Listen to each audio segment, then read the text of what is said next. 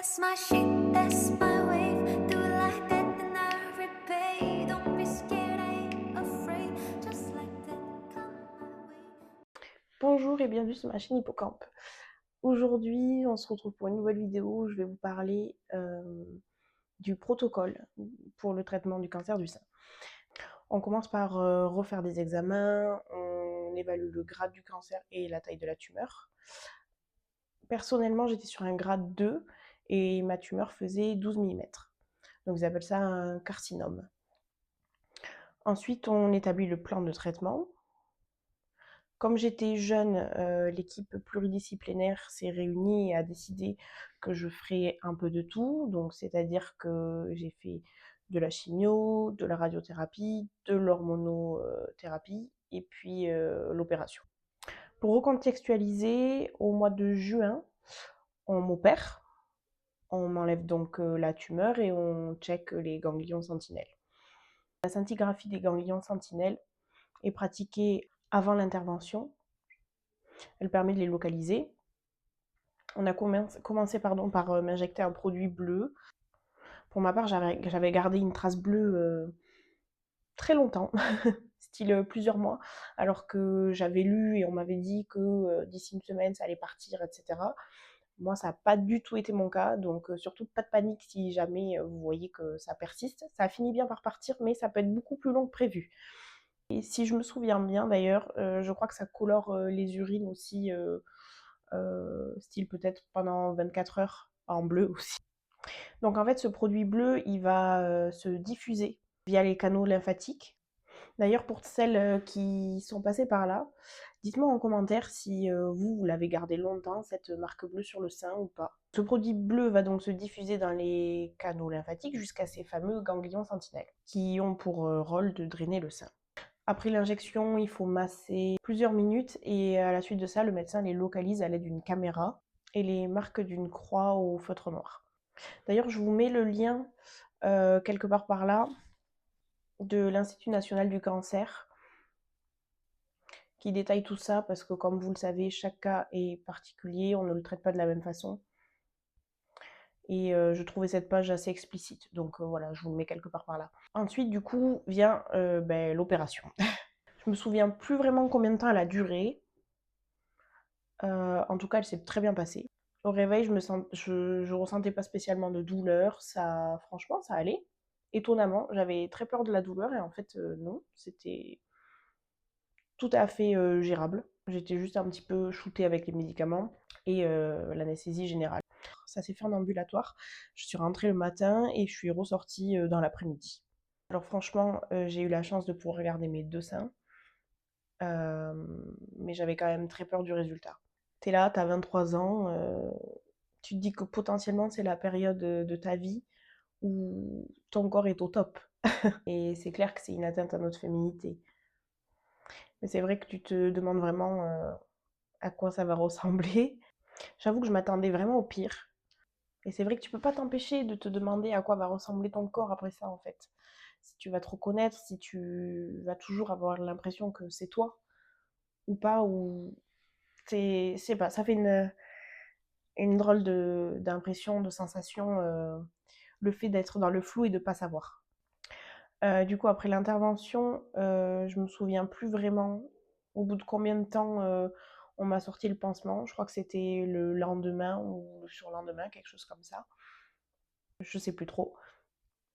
Et là, quand tu arrives au moment où tu défais le bandage, je me rappelle, j'étais dans la salle de bain face au miroir en train d'enlever toutes les couches et les épaisseurs que j'avais. Et voilà, là, tu sais que c'est l'heure de voir le résultat. Et t'es impatiente et en même temps, t'as tellement peur. Et bon, moi, pour ma part, franchement, quand je l'ai défait, j'ai commencé à pleurer. Mais je crois que j'ai pleuré de joie et de soulagement parce que je me suis dit, waouh, c'est tellement bien fait. Franchement, bon, évidemment, la cicatrice, elle est à vif. Mais tu te dis qu'une fois que ça va être cicatrisé, ça devrait franchement être vraiment très discret. À tel point qu'une fois cicatrisé, effectivement, si tu le sais pas, tu devines pas forcément quoi. Ils m'ont fait en fait l'ouverture tout autour du mamelon pour enlever la tumeur et au niveau de l'aisselle pour les ganglions sentinelles. On m'avait prescrit du tramadol pour supporter les douleurs. Au début, j'en prenais pas parce que franchement, ça allait. Et il y a eu un jour où j'ai eu un peu une douleur un petit peu plus vive. Et je me suis dit, bon, ben ok, je suis la prescription, j'en prends un. Sauf qu'en fait, je ne l'ai absolument pas supporté. Il était tellement fort, ça m'a donné des vertiges, j'avais mal au ventre, envie de vomir. Franchement, catastrophique. Et j'ai dit, plus jamais, plus jamais, plus jamais le tramadol, c'est mort. Et d'ailleurs, en faisant du coup après des recherches, parce que je me suis dit quoi, c'est quand même ce médicament-là qui m'a fait cet effet-là, c'est bizarre. Et après, du coup, je suis partie faire des petites recherches, j'ai regardé bien la notice dans le détail. Bon, j'ai vu qu'effectivement, ça faisait partie des effets secondaires, mais je me suis aperçue en regardant aussi sur Internet qu'il y avait énormément de personnes qui étaient dépendantes au tramadol. Donc je pense qu'il y a des personnes que ça doit vraiment aider pour soulager les douleurs et qui doivent mieux le supporter que moi pour le coup. Mais apparemment, ça peut être aussi dangereux parce qu'il peut y avoir cette dépendance qui se crée en fait. Ah oui, parce que c'est un médicament qui est classé quand même, faut le savoir, dans la catégorie des opioïdes. Donc forcément, ça explique que oui, t'as des effets assez forts, quoi. D'ailleurs, l'institut dans lequel j'ai été soignée m'avait donné tout un guide des douleurs, etc., après une intervention chirurgicale. Du coup, j'imagine que quel que soit l'endroit où vous allez vous faire opérer, ou que vous avez déjà été opéré, on vous donne des brochures pour expliquer tout ça et vous accompagner au mieux. Après, je me souviens plus vraiment à quelle fréquence non plus l'infirmière venait me changer les pansements. C'était peut-être tous les jours ou tous les 2 jours, je sais plus exactement ce que j'avais sur ma prescription non plus. Euh, Franchement, ça allait. Bon, niveau douleur, vraiment, c'était. Je m'attendais pas à ce que ce soit aussi léger, franchement. Je m'étais vraiment préparée à un truc hard. En fait, non. Ça s'est super bien passé. Par contre, quand ça cicatrise, du coup, ça tire et ça gratte. Ça, c'est chiant. Vraiment. Mais sinon, à part ça, franchement, nickel, je me plains pas du tout, quoi. On risque de vous recommander, du coup, de porter du coton. Personnellement, je mettais une brassière avec un très léger maintien par-dessus les pansements, du coup. Surtout pas d'armature, de choses comme ça. Et quand je mettais rien, je portais des grands t-shirts larges en coton. Hein, voilà, par exemple, les t-shirts de mon gars, c'était parfait. Et par contre, je me suis aperçue aussi que petit à petit, j'ai commencé à bannir les soutiens-gorge de mon quotidien, en fait. Je les supportais plus du tout. Le pire, c'était ceux en dentelle, ceux qui sont les plus jolis, en fait. Bah, ceux-là, c'était même pas la peine de m'en parler, quoi. Une fois, j'ai voulu en remettre un. Je sais pas, il y avait quand même plusieurs mois qui s'étaient écoulés. Enfin, même la cicatrisation, oui, oui, la cicatrisation était bien faite et tout. Et je l'ai porté donc le temps d'une journée de travail. Et franchement, ça arrêtait pas de me gratter tout au long de la journée. Je sentais que ça me gênait et tout. Et quand le soir, je suis rentrée à la maison et que je l'ai sorti, j'étais à vif. Vraiment, ça m'avait tout irrité de partout. C'était horrible. Ah, j'ai dit, c'est mort, plus jamais. Plus jamais je remets des soutiens-gorge comme ça. Ou après, peut-être que c'était trop tôt, mais quand même, c'était bien cicatrisé. Donc, je pense que juste, la peau est quand même plus sensible. Surtout quand il y a les rayons qui sont venus taper dessus. Même s'il y a des super pommades qu'on nous donne, qu'on nous prescrit et tout. Mais je sais que je supporte plus d'avoir des matières qui font vraiment une friction désagréable sur la poitrine, quoi. Et franchement, dans cette période-là, on a vraiment envie de privilégier le confort. C'est bon, on nous fait assez de misère comme ça, on veut des trucs confortables. Il arrive un moment, tu sais, où tu t'inquiètes tellement pour le côté esthétique, et puis après, tu fasses dans une phase où, franchement, le côté esthétique, par moment, tu sais, tu le mets de côté, tu veux juste être bien dans tes baskets, quoi. Enfin bref, au mois de juillet, j'entame un protocole de fertilité. Parce qu'en fait, on m'a expliqué un peu plus tôt que la chimio que j'allais faire avait vraiment pas mal de chances euh, de réduire mes chances d'avoir des enfants de façon naturelle, en tout cas. Donc du coup, je me suis dit, bon, j'avais pas spécialement envie d'avoir d'enfants à ce moment précis parce que ben voilà, j'avais 23 ans, j'étais dans les études, c'était vraiment pas ma priorité, c'était pas ce à quoi je pensais. Mais je me suis dit, bon, je sais pas trop si j'en veux à ce moment-là, enfin vraiment, j'étais pas du tout dedans. Je me suis dit, bon, par précaution, autant faire ce protocole-là de préservation de la fertilité au cas où on ne sait pas de quoi demain est fait, quoi. Le protocole, en fait, il consiste grosso modo hein, à vous faire ovuler vraiment beaucoup, à tel point que moi j'avais le ventre gonflé comme si je commençais à être enceinte, quoi. Les jeans, je pouvais pas les fermer, c'était vraiment très très ballonné. Et donc c'est en fait vous faites des injections soit dans le ventre, soit dans les cuisses. Moi personnellement, je me les faisais dans les cuisses parce que dans le ventre, je supportais pas. Du coup, quand on est au max, enfin, ils nous reprennent rendez-vous. Ah oui, j'allais faire des prises de sang toutes les semaines et des échographies pelviennes aussi toutes les semaines pour contrôler et tout. Et puis, une fois qu'ils décident que c'est bon, tu as fini ton traitement là pour te faire ovuler au maximum, ben, on effectue une ponction. Donc, ça se fait sous anesthésie locale. C'est assez impressionnant d'ailleurs parce que tu es dans une pièce avec un énorme spot euh, vraiment très très lumineux, une lumière blanche aveuglante qui est positionnée entre tes jambes et tu vois qu'il y a plein de monde autour qui s'agite et c'est super gênant, même si tu es un petit peu shooté, c'est quand même très gênant. Donc voilà, mais bon, ils font la ponction, ça va, ça se passe en vrai, il n'y a pas de souci non plus. Enfin, moi, personnellement, j'ai pas eu de soucis, ça s'est bien passé. À part que c'était gênant, sinon, ça s'est bien passé. Voilà. Donc, du coup, après avoir fait ça, donc ça c'était au mois de juillet, au mois d'août, on attaque les chimios. Donc, moi, on m'a prescrit 4 chimios, 4 EC.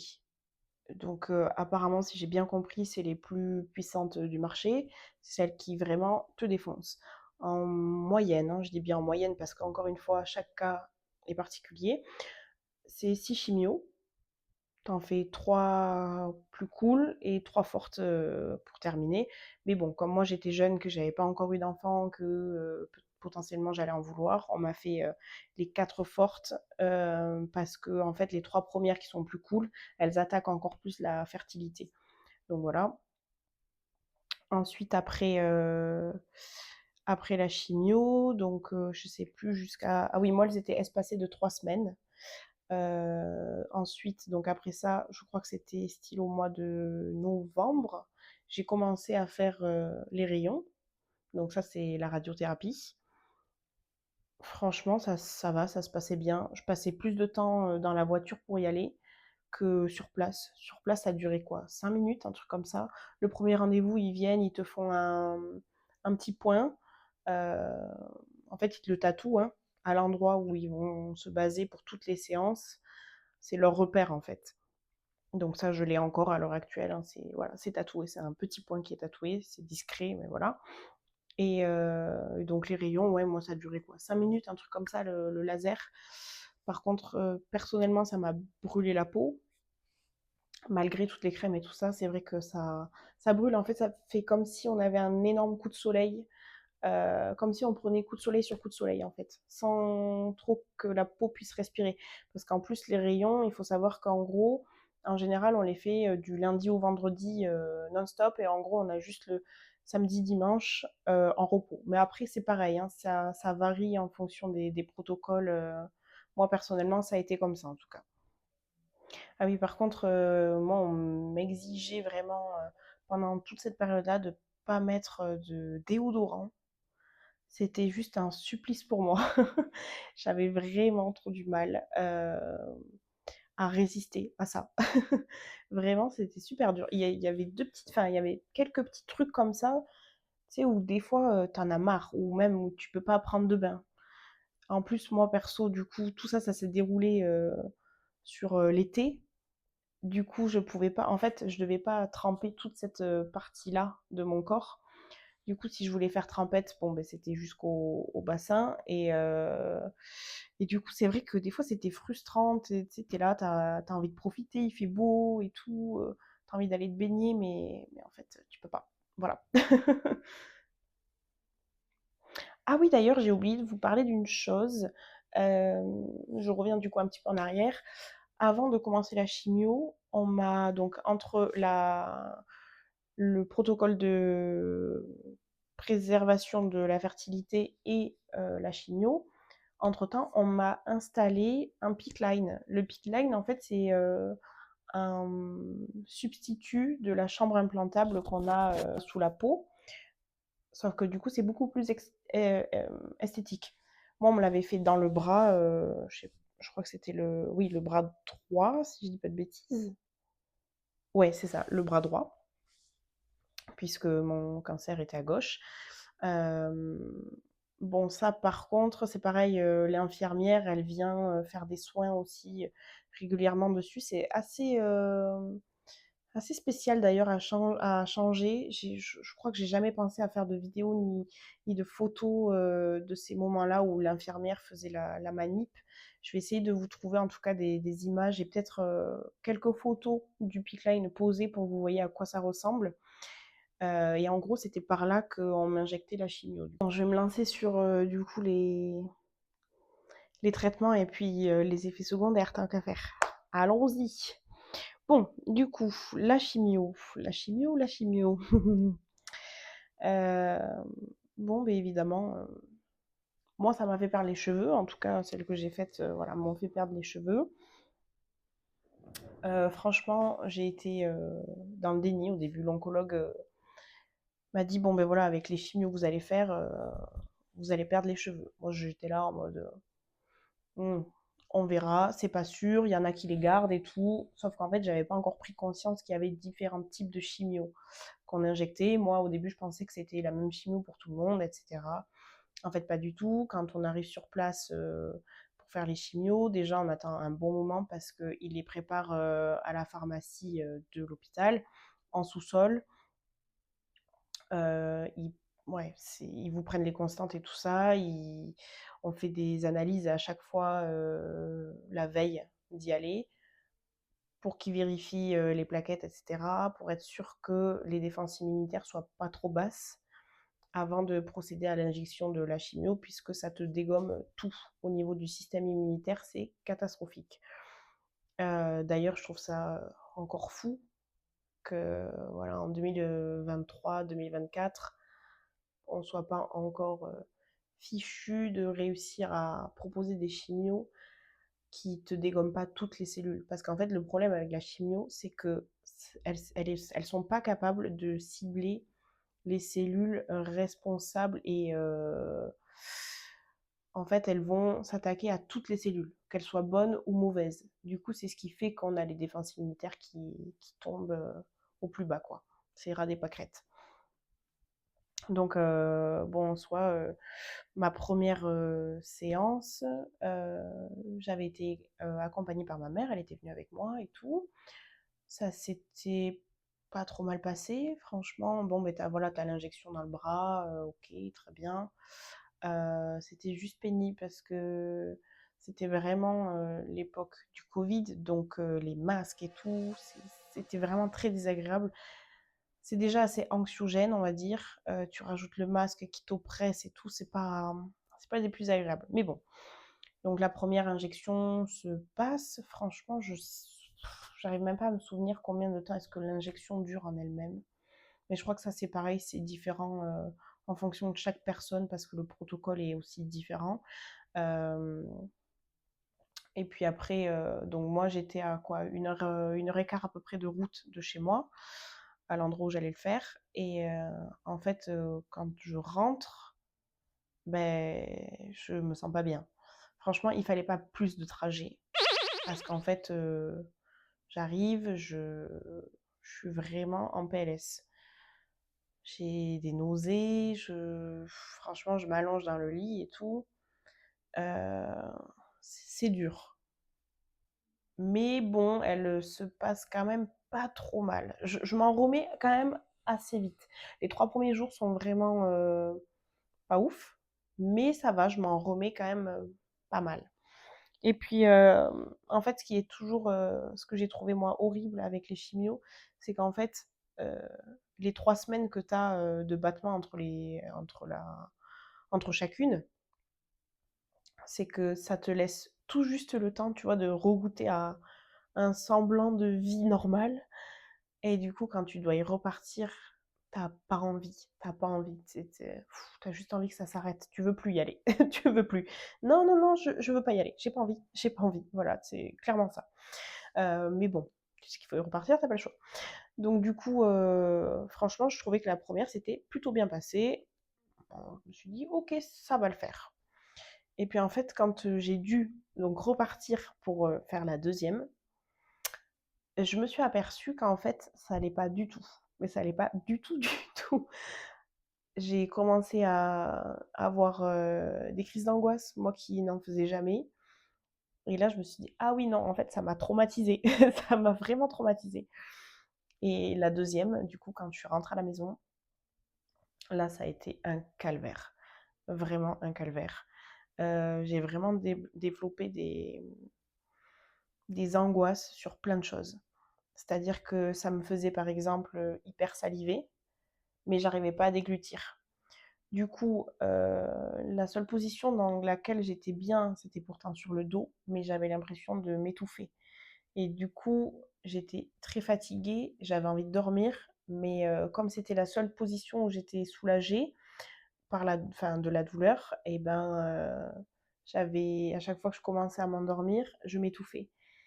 Et du coup, en fait, je me reposais jamais, j'arrivais pas à dormir, c'était horrible, horrible. C'était un manque de sommeil, t'as mal, tu comptes les heures, tu regardes l'horloge passer, enfin les minutes défiler, et t'es là, mais c'est long, mais c'est horrible, horrible. Pendant 3 jours, franchement, je sortais pas du lit, à part pour aller aux toilettes, faire pipi, et franchement, j'y allais à quatre pattes, tellement j'avais mal au ventre. Bon, il faut savoir que je suis quelqu'un qui déteste avoir mal au ventre. Le mal de ventre, pour moi, c'est la douleur ultime. Je préfère avoir des migraines, même si c'est très pénible, franchement, ça va. J'arrive à le gérer. Mais le mal de ventre, pas du tout. Donc franchement, j'étais à quatre pattes pour aller aux toilettes. Et en fait, je me suis aperçue d'un truc, c'est que la chimio, du coup, tu la gardes pareil dans les urines pendant très longtemps. Et quand j'allais aux toilettes, le fait de voir le produit rouge comme ça couler, franchement, ça me donnait envie de vomir. Du coup, j'ai développé plein de petites astuces pour aller aux toilettes pour pas vomir. Du coup, j'y allais donc à quatre pattes. Après, une fois que j'arrivais devant les toilettes, surtout, je me tournais, je me mettais de dos pour ne pas regarder la cuvette parce que rien que la cuvette, ça me donnait envie de vomir. Et surtout, je n'allumais pas la lumière et j'y allais comme ça et je fermais les yeux et voilà, c'était tout.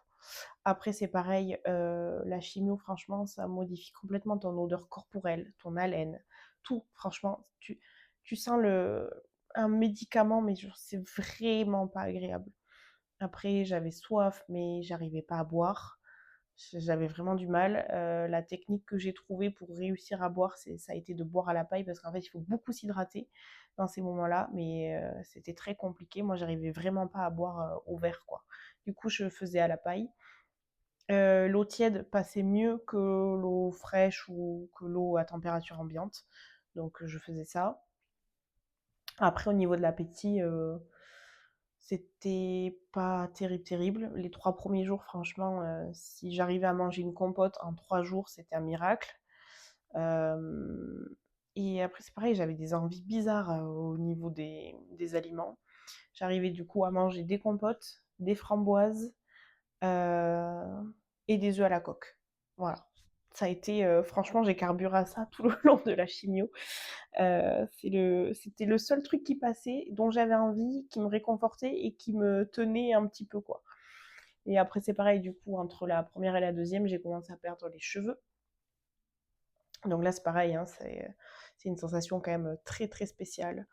La perte des cheveux, ça commence par, tu sais, tu touches tes cheveux comme ça et puis t'en gardes dans les doigts. Après, le matin, tu te lèves et tu vois que tu as des poignées de cheveux sur ton oreiller.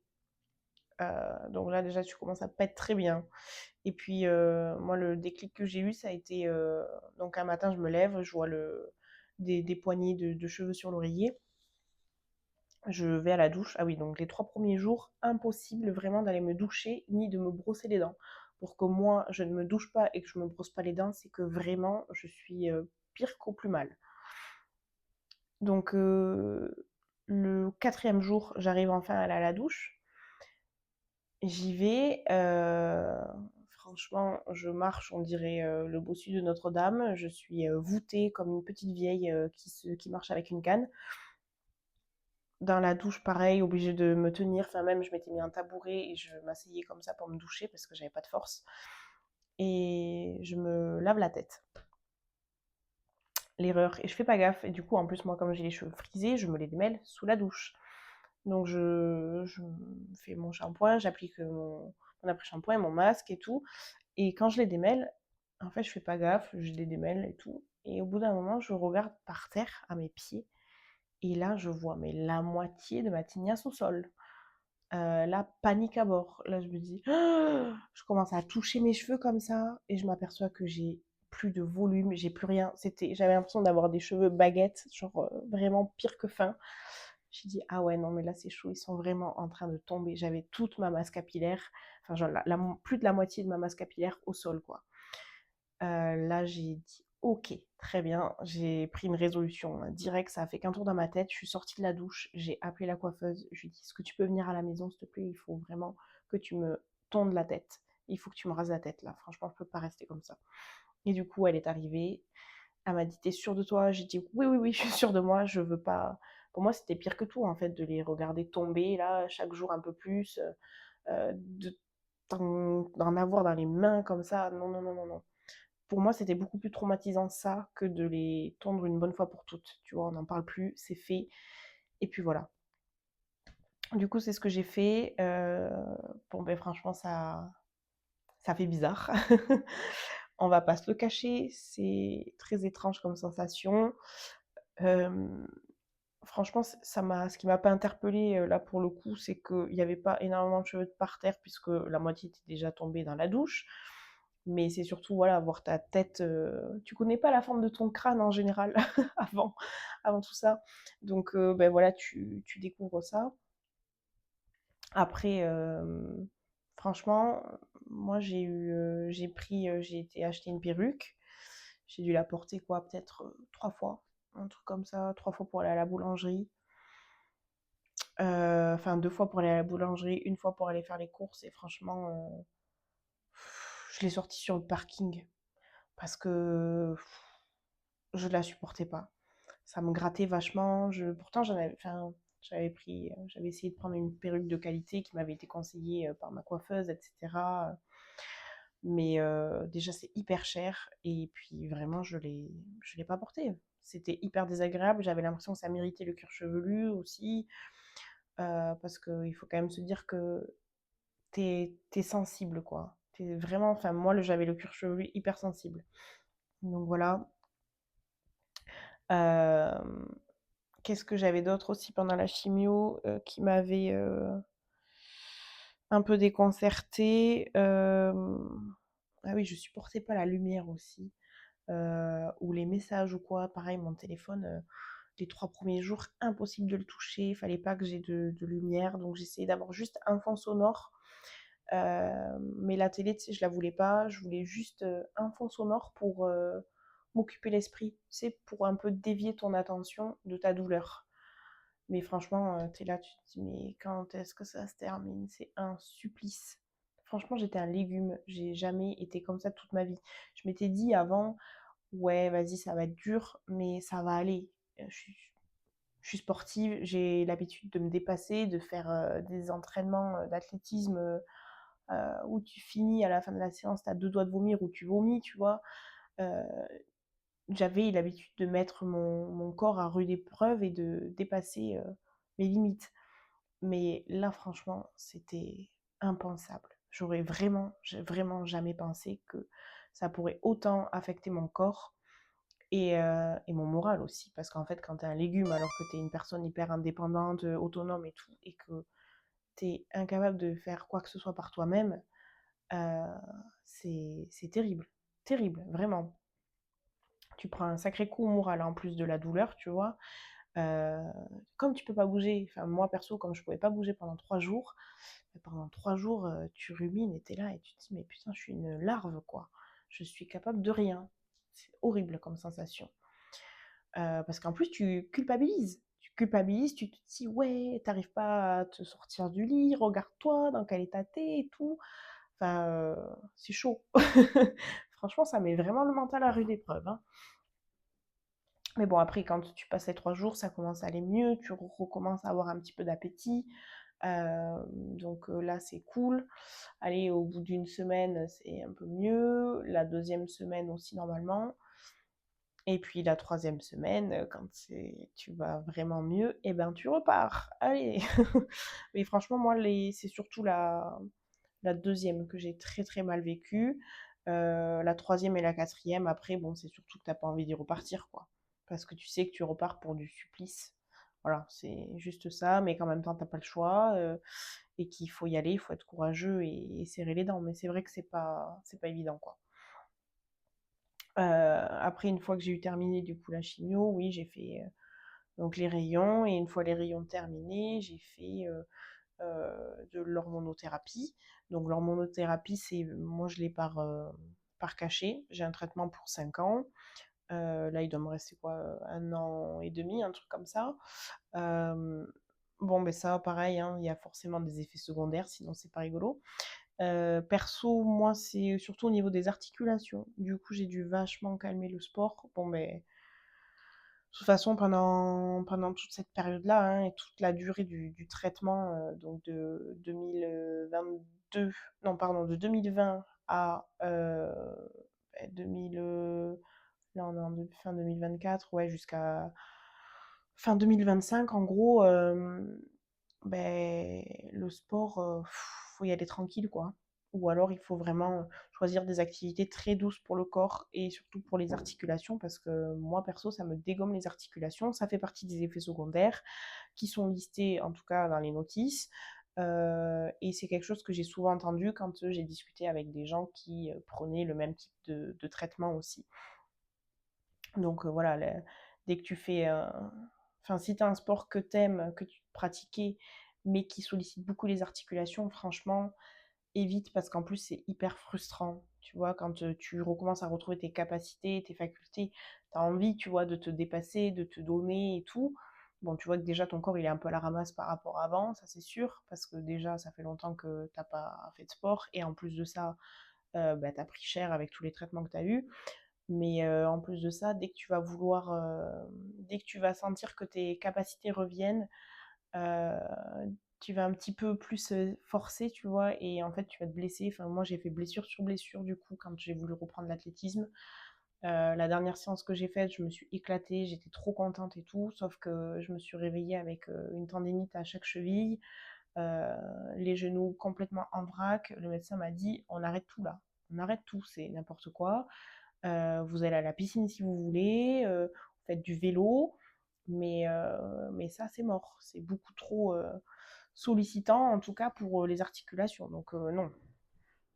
Donc voilà, c'est pareil, c'est un peu des coups durs parce qu'on essaye toujours de reprendre une vie normale, mais en soi, on sait que, enfin, il faut se dire que notre vie, elle est, même si on arrive à réavoir des activités normales, une vie sociale, etc., il y a des choses qu'on va être obligé de mettre entre parenthèses. Ça, on n'aura pas le choix. Donc, euh, donc voilà. Je pense que j'ai à peu près fait le tour concernant du coup les traitements, concernant le protocole, les traitements et les effets secondaires. Surtout si vous avez des questions, n'hésitez pas à me les poser en bas en commentaire. Et je vous dis à la prochaine pour une nouvelle vidéo. En attendant, prenez soin de vous.